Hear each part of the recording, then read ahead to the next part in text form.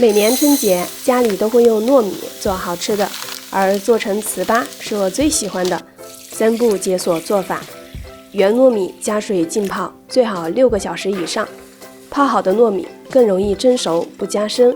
沥干水分，放蒸锅，表面打几个孔，方便蒸汽上来。大火蒸35分钟。这个蒸锅1分钟就上气了，快速又方便。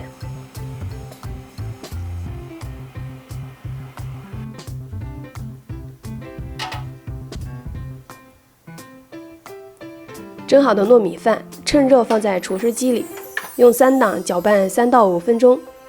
有一些颗粒没有关系，如果想要更加细腻的，可以多搅拌一会儿。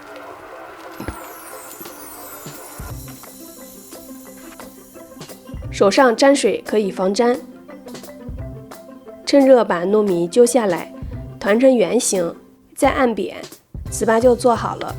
常温放到变硬，中途翻个面，等2面都变硬就可以了。做得多的话，可以放在冰箱冷藏保存。吃的时候加点油，煎到脆脆的，撒上白糖就可以，或者切成小块，加水煮熟，然后加酒酿和红糖，暖心又暖胃。